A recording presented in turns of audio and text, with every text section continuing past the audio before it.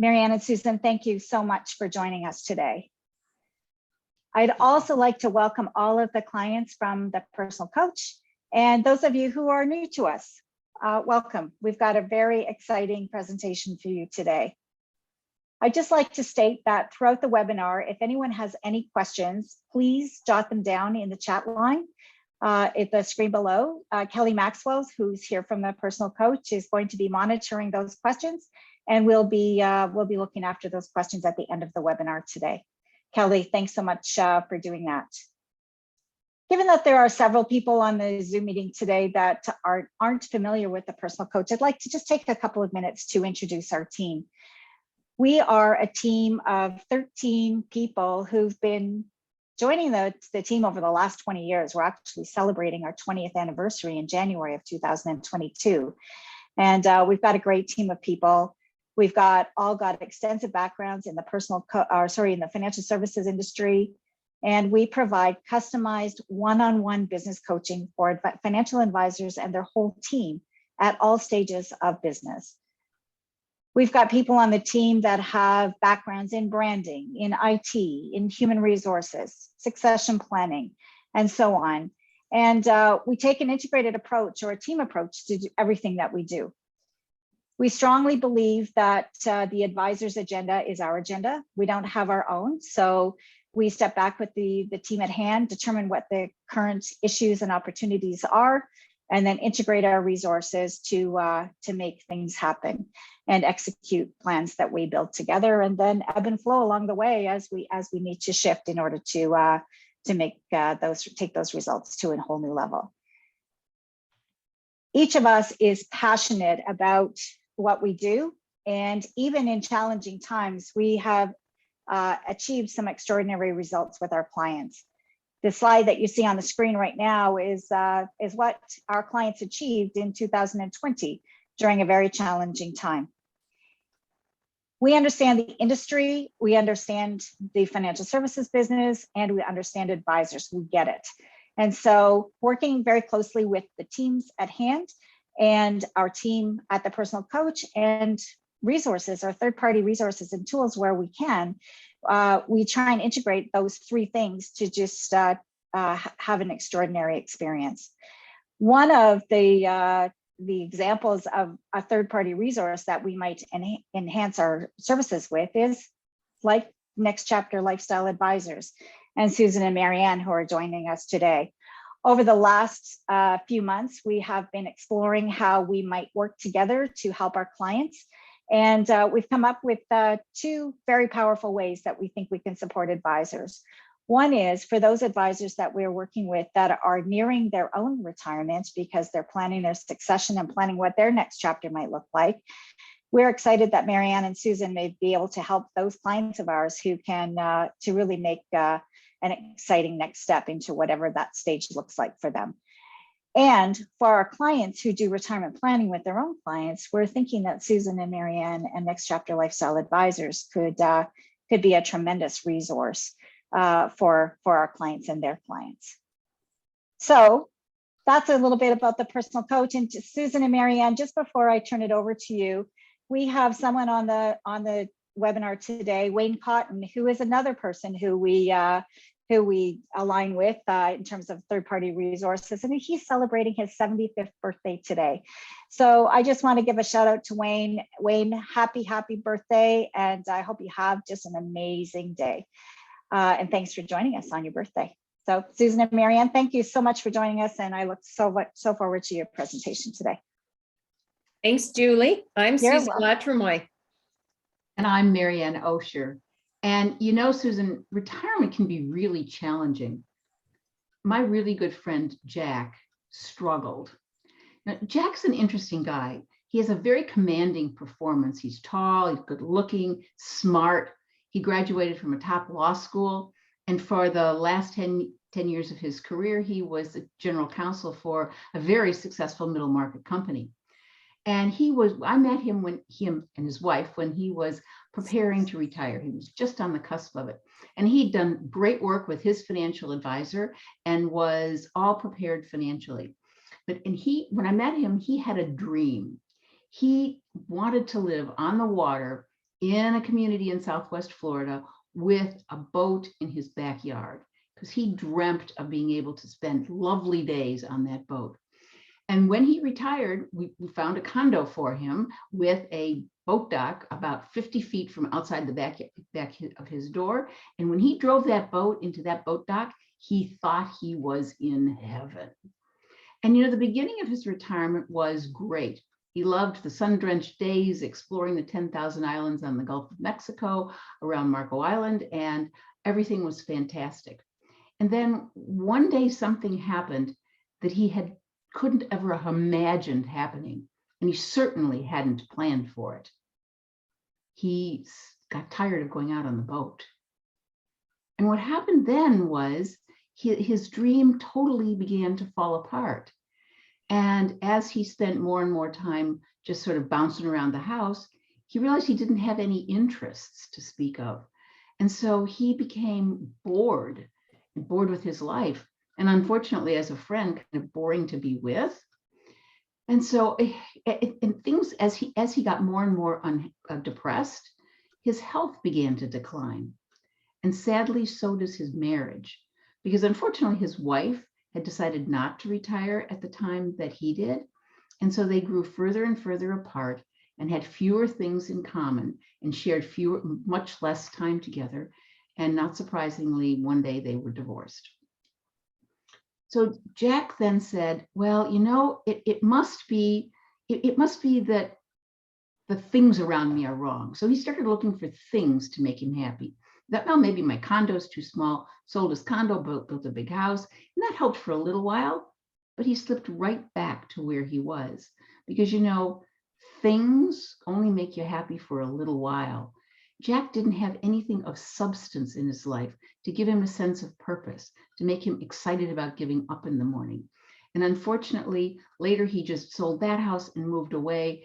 And quite honestly, he became so depressed and so difficult to talk to that it ended our relationship. So unfortunately, in my experience, Jack is not alone in this situation. Yeah, Marianne, when you tell me that story, I can totally relate to it. I was a financial advisor for 35 years, helping clients with their retirement planning, but the focus was always on the financial side, having enough money to retire. And we never really talked about the life side of it. So one by one, I watched clients who I was helping manage their money and do their financial plan and so on. One by one, as they retired, see them not as happy, just like Jack, not as happy as they used to be. I think of one client who thought he'd be happy, again, going to Florida, playing golf all winter. When I came back and met with him in the spring, he was bored. He felt isolated from his colleagues that he had worked with. He just wasn't the same spirited man that I had known. And it reminds me of another client who sold his company for a lot of money. And just like Jack, he thought that things could make him happy. So he tore down a perfectly good house, rebuilt a new house, bought some cottages, bought a family compound. I mean, he just spent to try and buy that happiness. And sadly, that didn't make him happy either. And so I know exactly what you're saying, that oftentimes these great laid ideas, these visions of what people want in retirement don't come to pass. And, as financial advisors, I used to feel so helpless. So I just didn't have the knowledge or the resources or the tools or even the understanding to help them. So when I sold my practice, my wealth practice at the end of 2019, I decided to focus the next phase of my career on this non-financial side of retirement lifestyle planning. So here we are today. And it's a great pleasure then to kick off our webinar today, the purpose of which is to share our insights and our knowledge and resources that we have discovered and put together to help you, the financial advisors and your clients, with this non-financial side of the retirement lifestyle transition. So today's presentation, we're going to cover a few things. First of all, the advisor challenges and opportunities. What are the difficulties that you face as advisors, and where is the silver lining in that, the bright spot? Then we'll talk about a solution to some of those challenges. We will then talk about our next chapter lifestyle planning program and finally, how you can benefit from being involved with this. So that's the lineup for today's presentation. And I would like to start with diving right into the challenges and opportunities that advisors face. And these are many of the same challenges that I face. So I've walked in your shoes and I know exactly what it feels like to be facing some of them. First of all, let's take a step back and just look at the wealth management industry as a whole. When I first started in the private client world back in 1990, all I really had to do was manage my clients' portfolios, buy stocks, get into mutual funds at the time, and just make sure that they had an asset mix that reflected, bonds, stock, cash, and so on. It was just very straightforward investment management.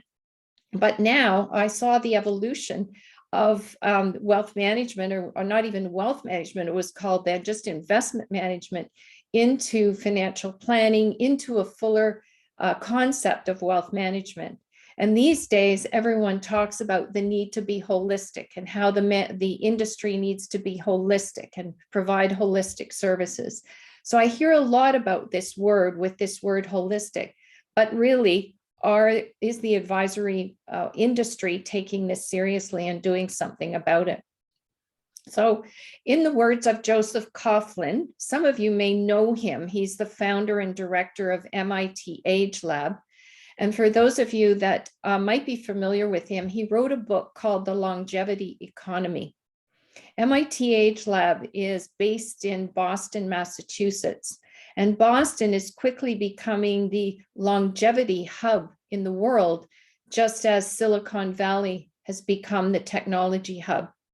So Joseph Coughlin, a thought leader, a world leader in longevity, aging, retirement, says that over the next few years, financial advisory firms will have to take the lead in educating their clients about life after work, or other innovators are going to seize this opportunity and beat them at their own game.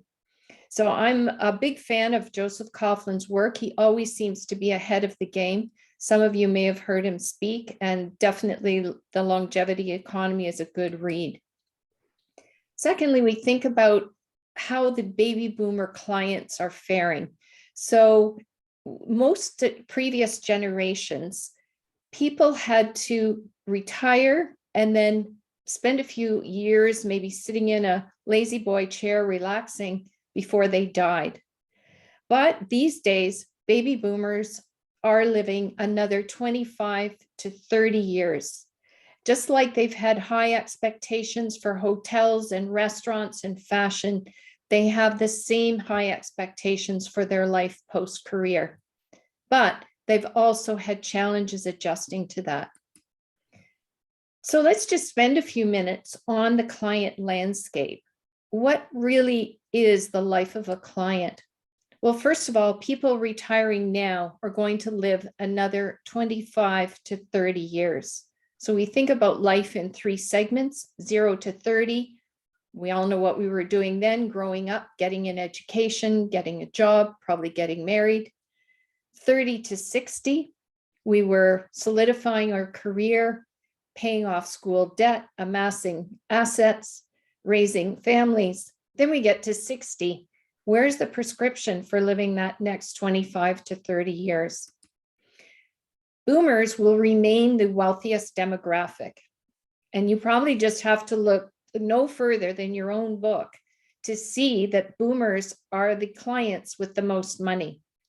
And if they're living another 25 to 30 years, aren't they still your ideal client with the wealth and with that longevity?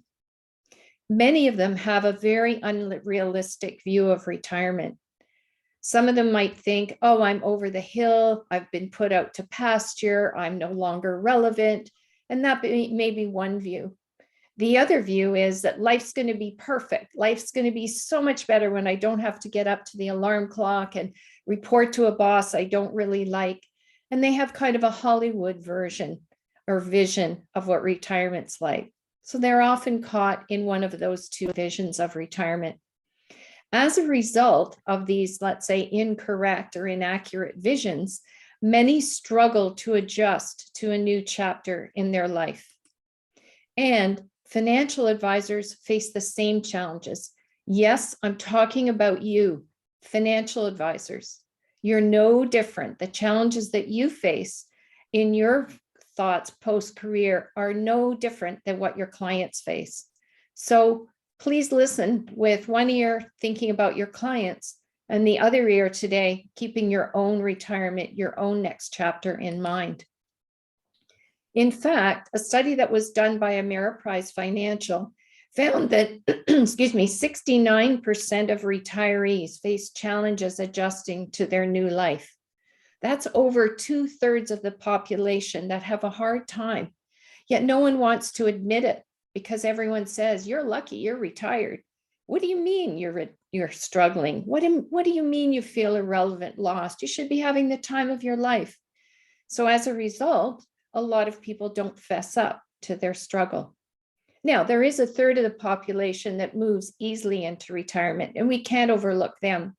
They're the ones that seem quite happy to just kick back, take it a bit easier, maybe not have such an ambitious lifestyle. But really, still, over 2/3 do struggle with this. There was a study done earlier this year between a study co-jointly sponsored by Edward Jones and AgeWave. And that study was called The 4 Pillars of a New Retirement. What a difference a year makes.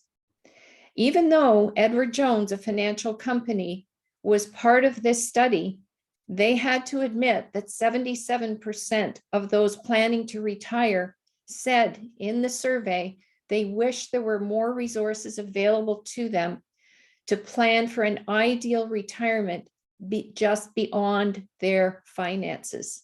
So there's definitely, and this is recent material, recent research, even from a financial company, that says the majority of people are wishing there was more help for them beyond their financial.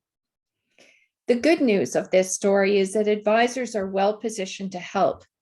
In another study done by Invesco Consulting Group a couple of years ago, when they did their survey, they found that 56% of respondents view their financial advisors as their number one source for retirement information, looking to their financial advisors for this help. Financial advisors themselves are part of this issue as these retirement issues converge. And I'll talk about the advisor landscape in a moment, but we all know from being in the business that we continually have to enhance our service offering just to maintain the loyalty of our existing clients and obviously to attract new clients. So let's take a moment here to look at the advisor landscape. And I'm probably not telling you anything you don't know, but when you put it all together, it's a sobering story. Number one, ongoing competition. How many new entrants are there that have come into the financial advisory field, even in the last few years? Many, many competitors entering the landscape. We also have the advent of robo-advisors who are stealing market share and creeping up every year in the amount of market share that they gobble up. And technology is going to continue to evolve to take away a lot of the work that financial advisors used to do and will do in the future. So just competition and new technology is enough to make it scary. But at the same time as that's happening, products are being commoditized. So these days, one mutual fund looks like another, one ETF looks like another, one insurance policy looks like another. And if your whole claim to fame is that you've got the better mousetrap, a better product, then it's only a matter of time before it will be commoditized too. So focusing on product just doesn't cut it anymore as commoditization takes more and more of the bite away. And then we have fee pressure. And we've all seen how the fees on mutual funds, on ETFs, on all financial products have come down. So far, that's been pretty much limited to products themselves, but we're starting to see fee pressure on advisors come in. In other words, I'm paying you 1%. I can pretty much do all the investment portfolio and run financial plans with the software and with the tools that are available online. So what do I need you for? Why am I paying you 1%? So this is where the fee pressure starts to spill over from just the product side to the advisory world as well. At the same time that all this is happening, there's an increased demand for financial planning and holistic advice. And no one would hardly choose an advisor now that didn't offer both, that they weren't able to get a financial plan done by their advisor, and they weren't able to feel that the advice was wrapped into something more holistic than just money itself. Then we have the differentiation, the importance of defining your unique value proposition. When I look on advisors' websites, and I struggled with the same thing myself, they all sound and look the same. So how is it you can differentiate? It doesn't cut it anymore that you've been 25 years in the business, or you have a team of 6, or you manage this many assets. How do you really manage? How do you really differentiate in terms of what makes you different? Why should a client who's shopping for a new advisor pick you over the next advisor? Coming back to that competitive landscape. And finally, the pressure's on, driving referrals, growing organically. We all know that getting a referral from an existing client is a way better way to grow your practice than having to do the old days cold calling or social media or pounding the pavement or anything else. And organic growth is where it's at. So this gives you a bit of a picture of the advisor landscape. And no kidding, it's tough out there. It's competitive. There's technology, there's commoditization and fee pressure. Clients are demanding more, and more advisors are looking and sounding the same. It's harder and harder to get referrals and get that organic growth. I'm sure some, if not all of this, sounds familiar to you. So at this point, we're going to pause for a moment. Kelly is going to launch a poll. And what we're looking for is some input from you, some of your thoughts and concerns about what you face as an advisor. So Kelly, please launch the poll, and we will talk about the results after we've had a chance for everyone to put their input. So in terms of your challenges, which of the following challenges are you most concerned about? Is it differentiating yourself from other advisors? Is it growing your practice and driving referrals? Or is it adding value to your existing client relationships? So please take a moment and participate in the poll so we have an accurate read after the poll closes to be able to highlight these challenges.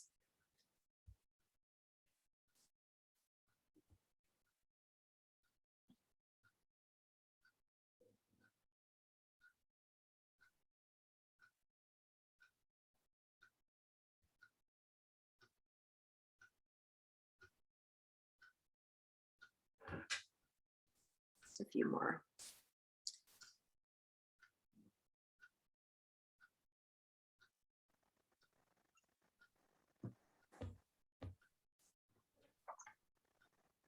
Okay, I'll share the results. Thank you, everyone, for participating. So in first place, the number one concern is growing your practice and driving referrals. 42% of you feel that growth and referrals are your number one challenge. Then, thank goodness, a lot of you care about adding value to your existing client relationships. A third of you feel that that's important. And 25% feel that differentiating yourself from others' advisors is key.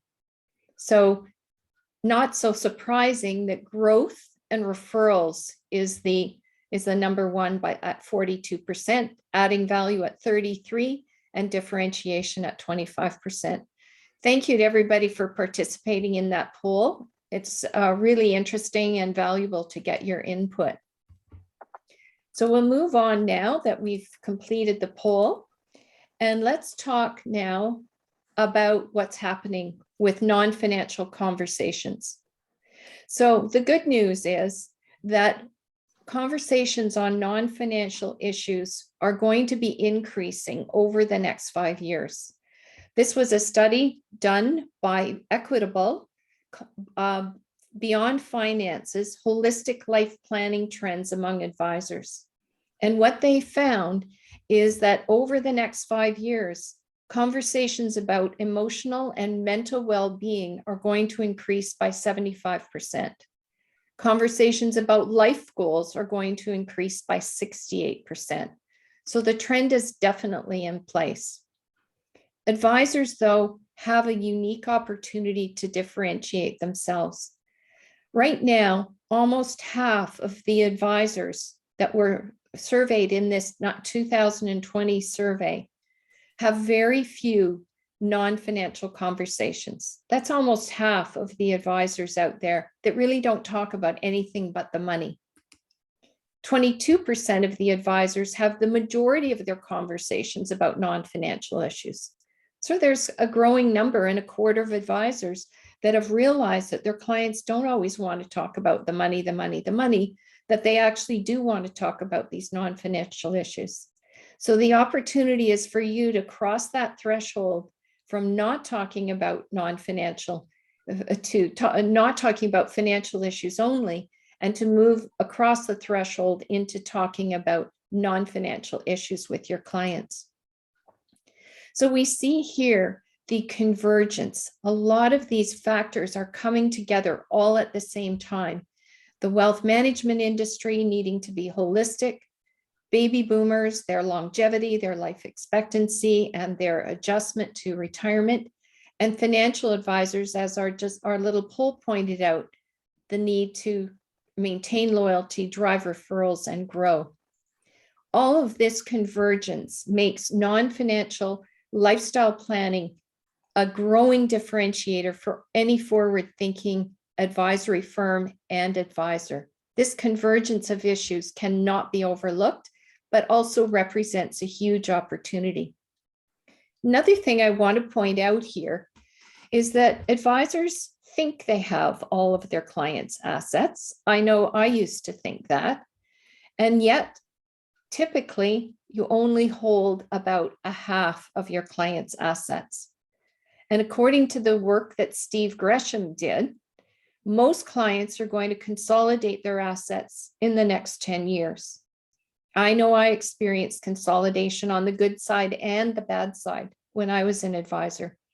I had some clients come to me and bring other assets that I didn't know about from other advisors, but I also lost my share for various reasons of clients going elsewhere and taking their assets with them.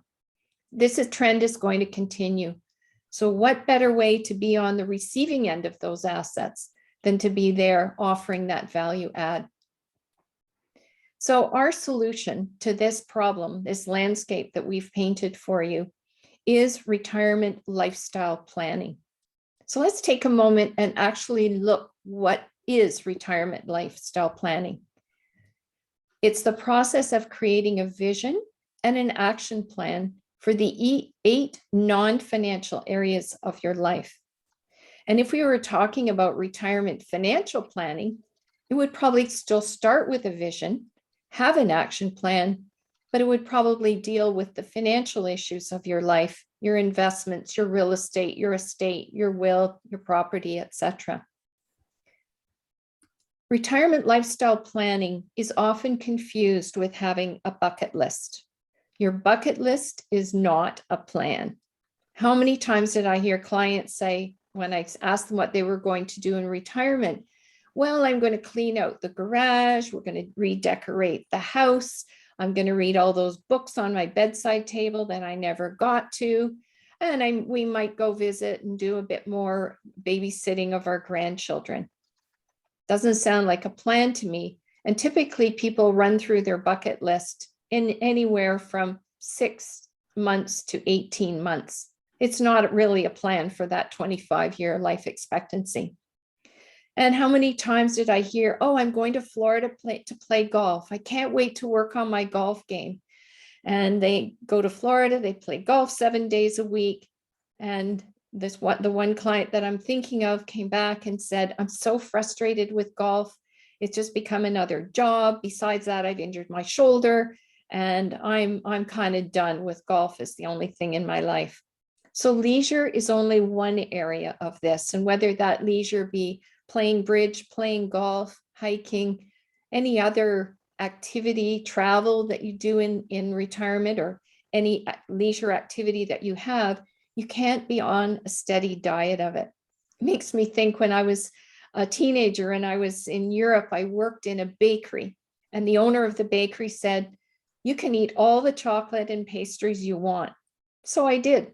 And by the end of the day, I had the biggest stomachache I'd ever had. And I did not want to have another chocolate eclair, that's for sure. So leisure can be like that if you spend too much time and that's the only part of your life. But like any good plan, it should start with long-range planning. So having a vision for those 25 to 30 years is really key. And just like your financial plan, it should be updated on a regular basis so that when there are changes in life, you're prepared for them and you know what's coming. So I'm going to turn it back to Marianne now, because she has a great story to tell us about her client and the experience that he had with non-financial retirement planning. Marianne? You know, Susan, we talked about Jack a few minutes ago. I spoke about Jack a few minutes ago, and his vision was very much what you were talking about. It was very narrow. It was all about being on the boat, and there was nothing else as part of his vision. And when that fell apart, he didn't have anything to go to. Well, since Jack's experience, I have been helping people design a fulfilling and meaningful life for the last 10 years. And one of the clients that I worked with, when he came to see me, was very much in the same position that Jack was in. He got there a little bit different way. We'll call him Rich. Rich had been an aviator for 50 years. He flew everything from helicopters to passenger jets, and he loved it. The last 7 or 8 years of his career, he spent running a very large medical evacuation unit for one of the counties in Florida. And he had just finished a $4 million renovation of his fleet when he was given 24 hours notice that they were shutting the unit down. Not that he was let go, but the whole unit went away. He had no clue, no warning. And he slipped immediately into depression and had no idea how he was going to live his life. When he came to see me, he was very depressed. He said he could hardly get up in the morning, and that his if he was lucky, he managed to read the newspaper for the day. But unlike Jack, he decided that he wanted to do something about it, which is why he came to see me. And so we started to look at what was going on with causing his unhappiness. And of course, he had lost his identity, as we all do when we walk away from our career. Who we used to be is no longer relevant. And when that cloak of our business card goes away, sometimes it's very difficult to see who you are beyond the business card. And Rich was clearly struggling with that. So once we began to work on it, he began to reconnect with who he is as a person beyond his job. And we also began to examine some of his interests, things that he was interested in now, but more importantly, even things that he had been interested in the past, but never really had time to explore. And as we started talking about that, he remembered that he had taken a creative writing class a number of years ago, and that he'd really enjoyed it. And he dug out a short story that he had written right after he came back from Vietnam, and it was really quite excellent. But he decided to take another writing class so he could sort of beef up the story and polish it up. And the more he got involved with writing, the more he began to come alive again, the more he began to be engaged again. And interestingly enough, the person who was teaching the creative writing class liked that story so well, because even though it was about Vietnam, it was not about all of the war part of it. It was about children who unfortunately were caught in a cultural problem when their Vietnamese mothers had a baby with someone who was not a Vietnamese man. Those children were disowned by the family and cast out onto the street to survive for themselves. And Rich had seen many of them in his days in Saigon. And so he wrote a fictional story about their adventures and their survival. And it was good enough to be made into a movie. So he went down the path of exploring that. And quite frankly, there are two companies that are very interested in making that movie. But what happened even more importantly is he really focused on the things that he enjoyed doing. And as he did, he became more engaged in life. He's now written 2 more books. And what that led him to do was become more involved in the community. He joined Toastmasters. He gave presentations to a lot of local community organizations, which got him involved in some of the community events that he didn't know anything about before. I have to tell you that today, Rich is very engaged in his life. He's back to sailing on a sailboat that he didn't have any interest in doing before. And he's absolutely brimming with enthusiasm and anxious for life, all because he was willing to look at his life beyond what his original expectation was, and certainly out beyond the gloom and doom that he was feeling as he was struggling with the tragedy that had happened to end his career. So he's just an example of the kinds of things that can happen to people when they make the effort to go through creating a lifestyle plan for themselves. Mm-hmm. That's so interesting, because what you've really touched on there, Marianne, is a number of the benefits that clients experience when they do a lifestyle plan. And I'll just touch on some of those, because a lot of them were pretty well explained in the story that you just told, but let's just recap them here. So the first is that enhanced sense of well-being. And we certainly saw that with Rich, that he felt so much better about himself. And this is definitely a benefit of doing this kind of planning. Secondly, making a difference is really important to most people. And this is a time when making a difference, when there's time for making a difference. Then stronger relationships. If you remember back to Jack's story, he ended up in divorce. We call it gray divorce when people at a later stage of life split up. But by doing this kind of planning as a couple, it does tend to build a stronger relationship with each other and certainly with family members. Definitely, retirement lifestyle planning has a positive impact on aging. Again, on the good news side, we see people come alive as they reinvent themselves, reimagine their future. And we also see people aging way too quickly if they don't have that meaning and purpose in their life. And finally, there's way lower risk of depression and illness when you have a plan. You don't fall into that dullness, that boredom, etc., that can also often lead to health problems and recurring visits to the doctor's office. But it's not just the clients that benefit from this kind of planning. It's you, the financial advisors, as well. First of all, this is a differentiator. We've talked a lot about the issues that you face trying to make yourself sound and look and appear different than your competition. But by delving into this area, you will be a leader. You are differentiating yourself. It shows that you care more about your client than just their money. The other day, I was speaking to a friend. She told me that her advisor had retired and his team had taken over for the advisor, taken over the practice. And she said, you know what I really miss is when my advisor was in charge. I used to meet with my advisor and we could talk about everything. And I used to ask his opinion on what I should do about real estate and what I should do about money, giving money to my kids. And she used to be able to really confide in him. When the team took over, all they wanted to do was discuss the portfolio.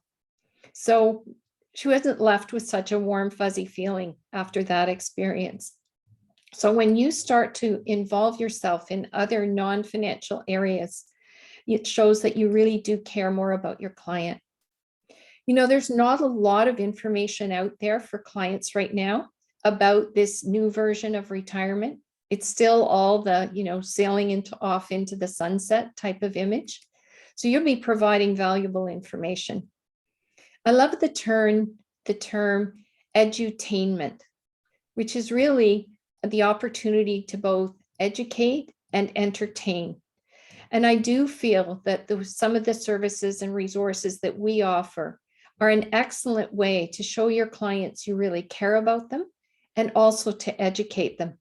The good news is there's no financial pitch behind it. There's no sponsor of a financial product at all. It's pure and simple, straight education that you can use to show your clients that you appreciate them. Our sessions are often an opportunity to attract new prospects to your practice. By putting out an invitation on social media, using your connections, you're going to attract people, not because you're going to manage their money any better than their own advisor, because you've got a new conversation that they're not hearing from their advisors. And finally, you have the opportunity to drive referrals from existing clients. For example, they say, well, my advisor just invited me to a session on retirement and they're not going to talk about the money. The friend says, well, my advisor doesn't do that. Oh, can I come? Your client invites their friend, they come, and pretty soon they're interested in having a conversation with you. Not because you led with the money, but because you led with something that is near and dear to their heart. So it does tend to drive referrals from existing clients. So you might be asking yourself or saying to yourself, oh my gosh, I'm already so busy. I'm juggling so many things. I've got a team to manage. I've got 100 clients that want to meet. I've got all this compliance I have to deal with, new paperwork, new everything. How on earth should I be thinking about even adding and offering a new service in my practice? I get it. I know how busy it is. I know how you juggle already. How can you layer in something new? The good news is you do not have to be the expert. This is certainly one area where if you have a basic knowledge, you don't have to be the go-to. You can partner with us to provide this service with you. So that's one option, is to look at us as part of your outsourced team. You can engage at whatever level you wish with whomever you wish. So for some clients, you might want to be more involved. They're your A clients. For others, you want to just be perceived as doing something good, but you really don't want to spend a lot of time at it. And no matter what, you'll be delivering value and you don't have to spend a lot of time doing it. I know what leverage looks like when you're running a business, and you need all the leverage you can get right now in being a financial advisor. So you don't have to be the expert, and that's where we come in. Just like you have other professionals that you work with in your circle of collaboration, or call them centers of influence, you probably as advisors already work with accountants and lawyers and perhaps bankers, insurance specialists. You may already work with a business coach like the Personal Coach. And if you don't already work with them, I suggest you check them out. And we can be part of that circle of collaborators as well with retirement lifestyle planning. So think of us as part of this broader centers of influence or circle of collaboration. Then let's talk a little bit about what the next chapter, lifestyle planning for advisors, actually looks like. First of all, let's talk about how to implement retirement lifestyle planning into your practice. First of all, you've got to adopt the mindset. You've got to believe that this is a value add, and believe that helping your clients in this way does add value. Then, for many of you who have been focused primarily on having financial conversations, very comfortable talking about markets, interest rates, the economy, politics, and so on, learning how to hold a different conversation is important. Educating your clients, of course, leveraging retirement planning tools, and partnering with an expert. So at a high level, these are some of the ways that you would implement retirement lifestyle planning into your practice. Let's drill down a little bit into it, into the advisor support tools. So first of all, we have self-paced courses that you can take to educate yourself about this area.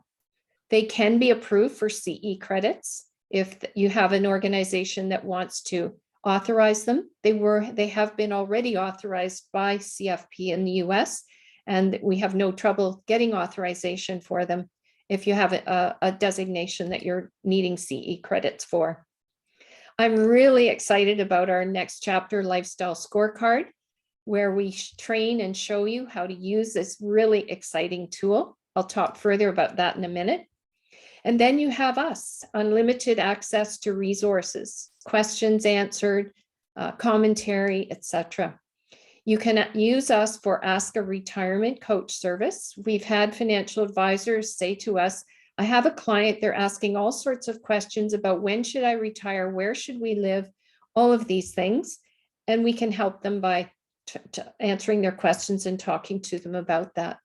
And finally, we have resources for clients actually transitioning into retirement so they can become knowledgeable about what their options are.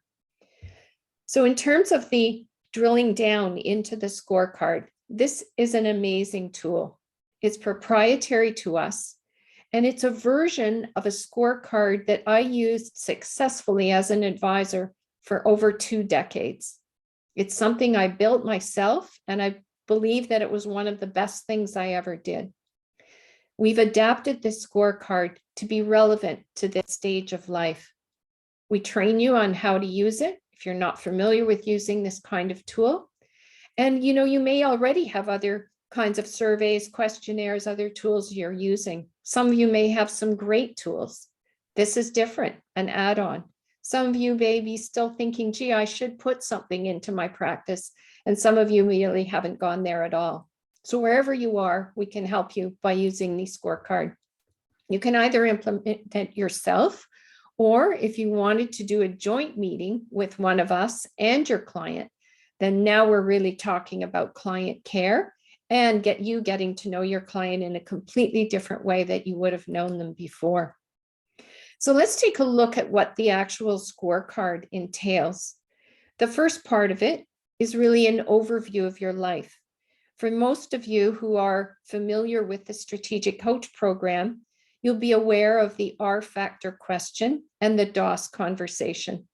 And there's a lot of that in part 1 of the scorecard, but it's a great way to get a snapshot of where the client is now, what their goals are, and what keeps them awake at 3 a.m. in the morning. Second part of the scorecard is what I call the rich life in retirement. This is based on a book that I wrote in 2006 called The Rich Life, Managing Wealth and Purpose.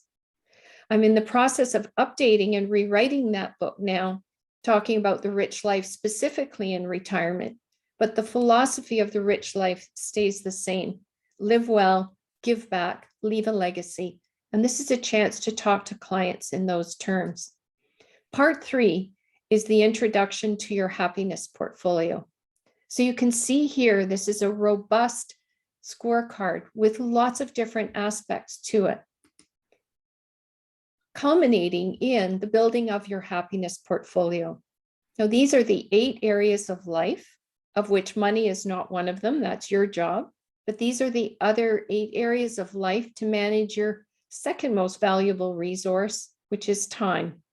Or maybe it's your first most valuable resource, but whatever it is, money and time are 2 valuable resources.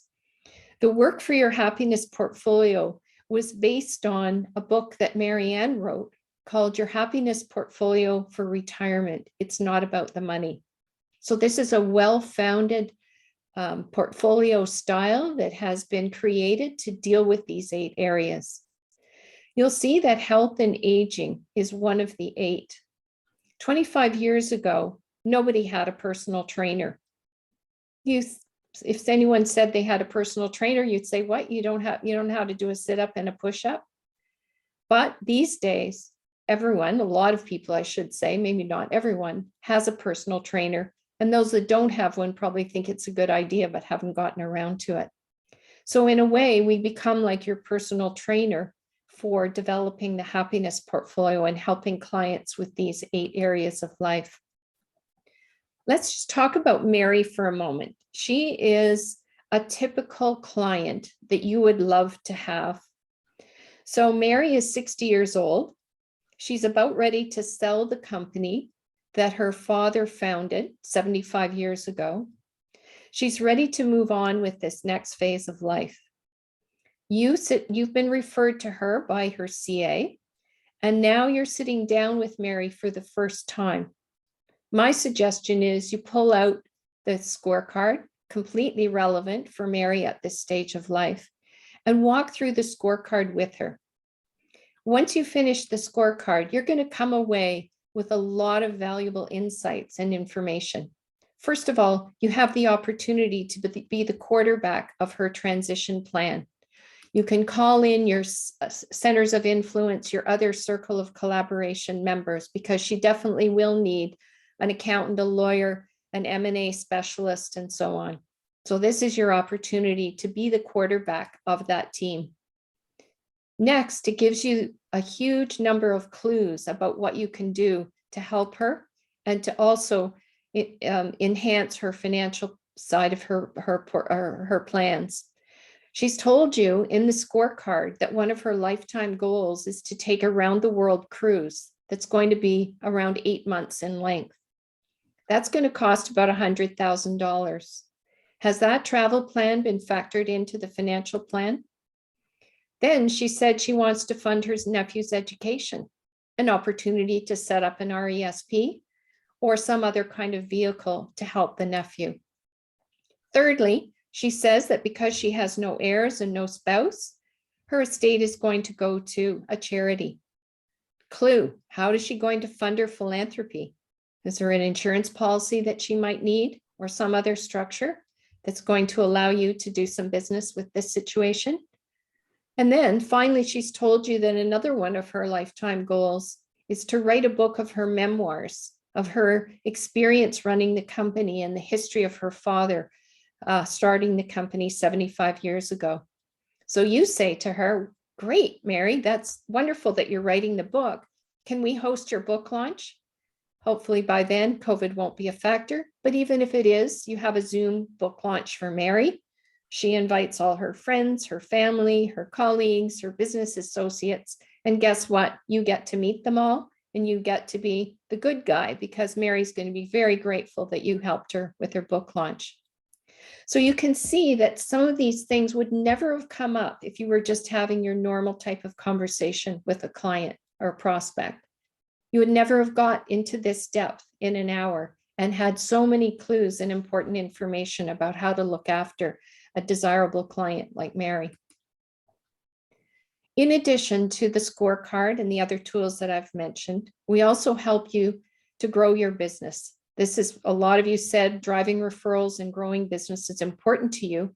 So our marketing resources include a presentation you can give to your clients, a discount on the client education webinars that we provide, articles that you can send your client if you do a newsletter, a blog, a podcast. There's great content here. And finally, you can include us on your website as part of your extended team of professionals, part of those centers of influence or circle of collaboration. We become an extension of that. Having said all that, some clients will definitely need more than what you're going to be able to provide. And when you run into a client like that, then there's a work that we do that can actually help people that have some of these challenges. First of all, the ones that are having difficulty adjusting, their life's not unfolding the way they expected. People like Jack or people like Rich that could have gone the wrong way, but whoever they are, they may have had difficulty adjusting to this new phase of life. Then there's highly successful people who are used to being in the limelight. They're used to being the go-to person. They're used to being that center of attention. And when they're no longer in that role, they struggle, they suffer. And I put financial advisors in this category as well, because it's a prestigious position that you hold, and you are the go-to person for many people. So when you take that away, it's kind of scary. And finally, there are those that are afraid to retire because they just don't know how they're going to fill up their days. And there are a couple of clues on this. One was when I did the FEA program, the Family Enterprise Advisor certification, I realized that a lot of times business owners don't step down because they don't know what else to do. And even though there's a new generation of leadership coming up through the ranks, even though they're well past their best before date, they still don't leave. And that really alerted me to the issue that that's no reason to stay. I also know financial advisors that are kind of stale. They're not excited by what they do, but they're just afraid to retire. And so they kind of fall into that category as well. We've been recently asked by an M&A firm to speak to them about our work because one of the big barriers for them being able to do a transaction is the fact that at the 11th hour, that founder, that seller gets cold feet because of this issue of not knowing what to do, how they're going to fill their days. So when you come across clients that need more, there are other resources that we can bring to the table for them. So just to recap, what our work does is helps you differentiate yourself from other advisors. This is just an emerging new industry, and not everybody is going to be on the bandwagon now or even in the long run. You'll be different by offering these services. Can you see how this will help you grow your practice and drive referrals? Something different, something value add. And finally, your clients will appreciate you more and more for this. Just the recognition that you know what they're going through. If some of them are struggling, just that recognition will bond the relationship and make things much more cozy and comfortable in terms of how you deal with them. So you might be asking, well, what do I do now? What do I want? What should I do if I want more information? First of all, we invite you to become a charter member of the Next Chapter Lifestyle Advisors First Mover Club. So we have just launched these resources. It's going to be, the pricing will be for a limited time only. And we've tried to make this very accessible and very affordable. So for $150 a month or $1,200 a year, you can be a charter member of our First Movers Club. It gives you access to all the resources that I've spent a few minutes outlining, whether it be advisor support tools or marketing resources. Everything that we've talked about so far would be included in this. And the good news is you can access these resources at any time, in any order, and we can help you put together a strategic plan for 2022 to try and integrate these tools, resources in this area of business into your current practice. So here's what you do next. To become a charter member, go to nextchapterlifestyles.com/firstmover, and then you can sign up directly on our website. Secondly, if you want us to contact you and reach out to you, you can put your information in the chat and we will be sure to get in touch with you. Or you can simply email me and we'll set up a time to talk further about it and how the program can be applicable in your situation. So I really invite you to take advantage of this opportunity. It's really an excellent way for you to accomplish all the things that you want to do in growth, in client retention, in being on the leading edge, and differentiation. So become a charter member, and we look forward to working with you. I'd now like to open the line up for questions, and I'll just ask Kelly and Julie if they've seen any questions in the chat or have heard from any of their advisor clients if they have any questions about our program. I know one burning question that I think many of my clients will have, and that is, how do your webinars work? Many of my clients love to educate their clients and hold webinars for their clients to provide value. Mm-hmm. And I think we'll have many people asking, what about the webinars? Because I know you hold those. So I'd love for you to address that. Sure. Yeah, I didn't go into them in much detail, but I'm happy to now. So we have currently 5 different client-facing webinar topics. The first one, 3 Secrets to a Happy Retirement, is a way that we dispel some of the myths that people have about retirement and share with them the 3 secrets. We have a webinar on retirement and your relationship. So this would be ideally suited for couples, and this would be a way for them to prevent those relationship issues that can sometimes end in gray divorce. I should also add that Marianne is also a certified relationship coach, as well as us both being retirement coaches. And so this program spotlights the pitfalls and paints a picture for how a relationship can flourish in the next chapter and not end up like Jack. Then we have a webinar for the unique issues that women face in retirement. And some of you I know specialize in the women's market. So this webinar would be ideal for your female clients who are approaching retirement. Basically, anyone probably 50 and over would be interested in this. Then we have a webinar on the challenges that highly successful people face. These are your top performers, your leaders, professionals, executives, really the people that have been at the pinnacle of their career, their challenges and how they're different. And then finally, our fifth webinar is actually on how you build your happiness portfolio. So that would be looking at those 8 asset classes and what each one of them means and how they're important to work with. We also, to support you in running your webinars, we've built the turnkey webinar solution guide. So this is a complete guide to help you putting on the webinar with minimal time and involvement on your part. It includes all the collateral you need, the save the date, the client invitation, the scripts, the hosting guide, the show guide, everything that you need to put the webinar on, so that you can turn this over to one of your team members, or you can outsource it to the personal coach. They can also help you with this. And then you just have to show up the day of the webinar, greet people, thank them at the end, and follow up with people afterwards.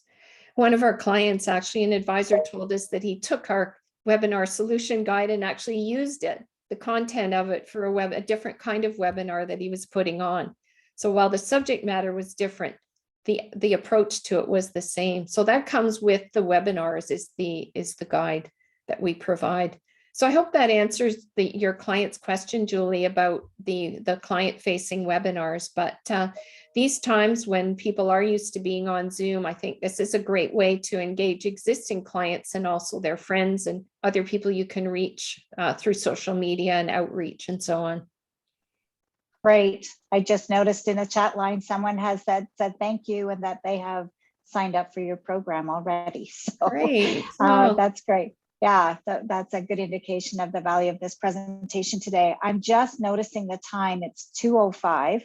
Yes. And so we have gone a little bit of overtime. So what I would like to do is encourage people to send their questions in, and that we would be happy to address those one-on-one with folks. Does that work for you guys, Susan and Marianne? Yes, absolutely. Yeah. Okay, great. I would like to thank you both for joining us today. Given the trends in the industry and the aging population of both the advisor world and baby boomers in general, I think what you're doing is great.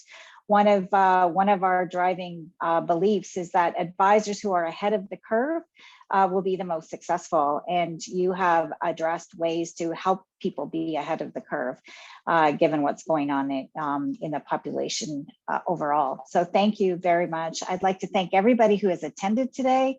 We've had a great turnout, and I would expect a ton of information. I'd like to encourage everybody to complete the feedback form that was in the chat line, and I believe Kelly will be sending it out to everyone. We'd love to hear your feedback. And please do connect with Next Chapter Lifestyle Advisors if you are interested in further information from Marianne and Susan. And I would also encourage any of you to that aren't familiar with the personal coach and aren't clients that are interested in learning more about us, to reach out to the personal coach at confidence@thepersonalcoach.ca and or at our phone number. Kelly will be sending out this recording to everyone who signed up. And thank you to everyone. Much appreciated. Take care.